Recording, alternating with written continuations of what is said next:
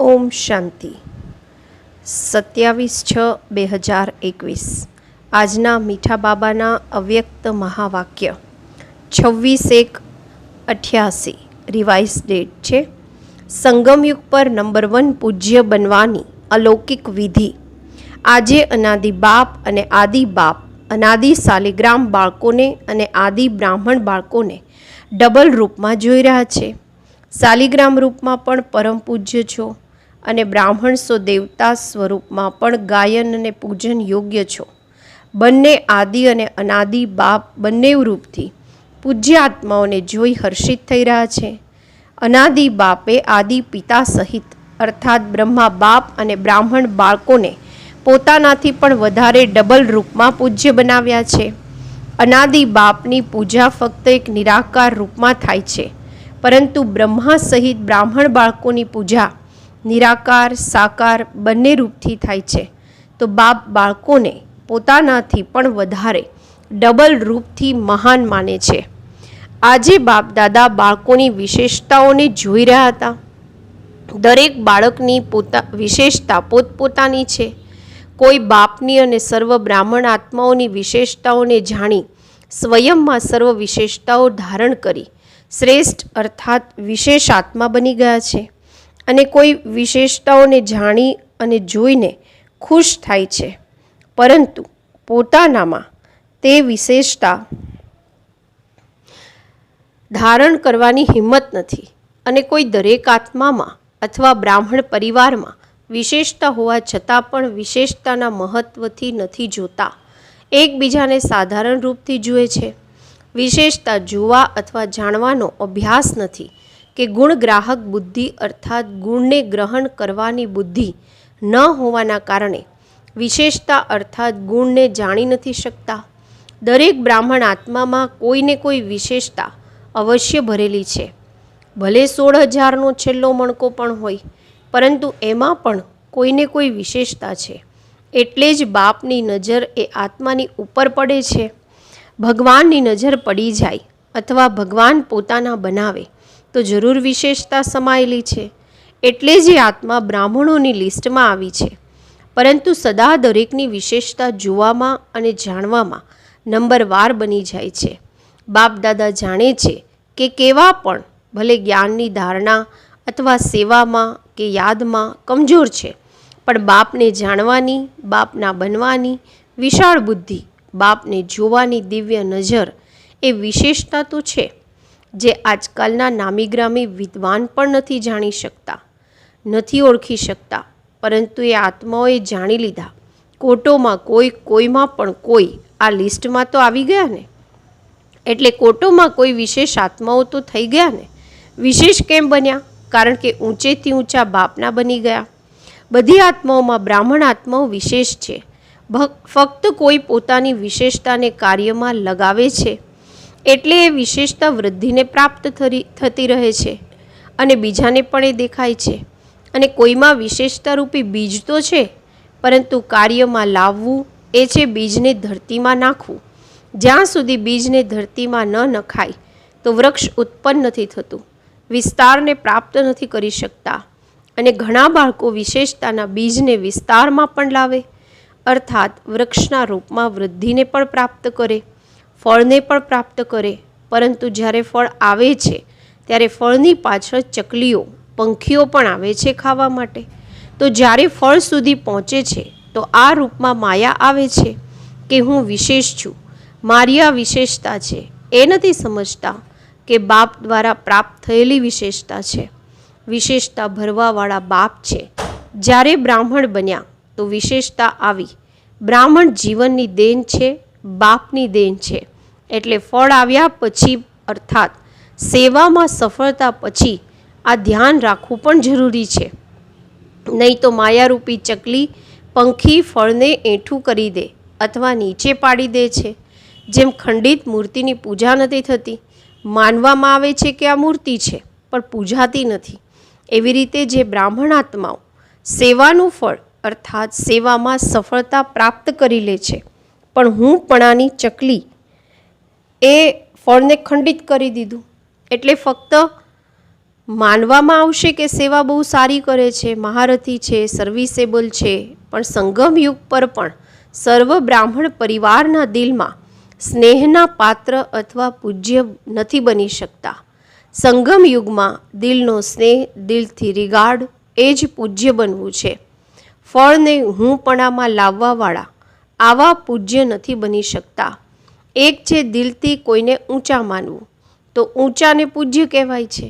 જેમ આજકાલની દુનિયામાં પણ બાપ ઊંચા હોવાના કારણે બાળકો પૂજ્ય પિતાજી કહીને બોલાવે છે કે લખે છે, એમ દિલથી ઊંચા માનવું અર્થાત દિલથી રિગાર્ડ આપવો.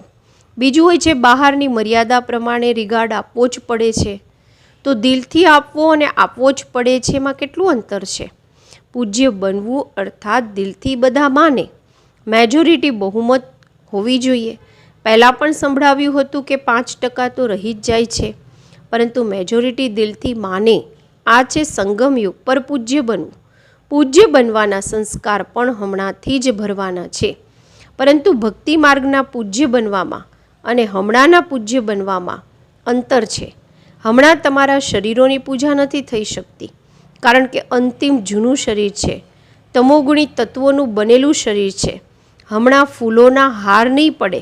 ભક્તિ માર્ગમાં તો દેવતાઓની ઉપર ચડાવે છે ને, પૂજ્યની નિશાની છે. ધૂપ કરવો, હાર પહેરાવવો, આરતી કરવી, કીર્તન કરવા, તિલક લગાવવું. સંગમ યુગ પર આ સ્થૂળ વિધિ નથી, પરંતુ સંગમ યુગ પર સદા દિલથી એ પૂજ્ય આત્માઓ પ્રતિ સાચા સ્નેહની આરતી ઉતારતા રહે છે. આત્માઓ સદા કોઈને કોઈ પ્રાપ્તિનું કીર્તન કરતા રહે છે. સદા એ આત્માઓ પ્રતિ શુભ ભાવનાનો ધૂપ કે દીપક પ્રગટાવતા રહે છે. સદા એવી આત્માઓને જોઈ સ્વયં પણ જેમ તે આત્માઓ બાપની ઉપર બલિહાર થઈ છે, એમ અન્ય આત્માઓમાં પણ બાપની ઉપર બલિહાર થવાનો ઉમંગ આવે છે. તો બાપની ઉપર બલિહાર થવાનો હાર સદા એ આત્માઓને સ્વતઃ જ પ્રાપ્ત થાય છે. એવી આત્માઓ સદા સ્મૃતિ સ્વરૂપના તિલકધારી હોય છે. આ અલૌકિક વિધિથી આ સમયની પૂજ્ય આત્માઓ બને છે. ભક્તિ માર્ગના પૂજ્ય બનવા કરતાં શ્રેષ્ઠ પૂજા હમણાંની છે. જેમ ભક્તિ માર્ગની પૂજ્ય આત્માઓના 2 ઘડીના સંપર્કથી અર્થાત ફક્ત મૂર્તિની સામે જવાથી 2 ઘડી માટે પણ શાંતિ, શક્તિ, ખુશીનો અનુભવ થાય છે, એમ સંગમયુગી પૂજ્ય આત્માઓ દ્વારા હમણાં પણ 2 ઘડી 1 ઘડી પણ દ્રષ્ટિ મળવાથી ખુશી, શાંતિ અથવા ઉમંગ, ઉત્સાહની શક્તિ અનુભવ થાય છે. એવી પૂજ્ય આત્માઓ અર્થાત નંબર 1 વિશેષ આત્માઓ છે. બીજો કે ત્રીજો નંબર તો સંભળાવી દીધું, એનો વિસ્તાર શું કરે છે? તો બધી વિશેષ આત્માઓનું લિસ્ટ, પરંતુ 1, 2, 3 નંબરવાર છે. લક્ષ્ય બધાનું નંબર 1નું હોય છે. તો એવા પૂજ્ય બનો જેમ બ્રહ્મા બાપના ગુણોના ગીત ગાઓ છો ને. આ બધી વિશેષતાઓ પૂજ્ય બનવાની અથવા નંબર 1 વિશેષ આત્મા બનવાની વાતો બ્રહ્મા બાપમાં જોઈ સાંભળીને, તો જેમ બ્રહ્મા સાકાર આત્મા નંબર 1 સંગમયુગી પૂજ્ય, સો ભવિષ્યમાં નંબર 1 પૂજ્ય બને છે.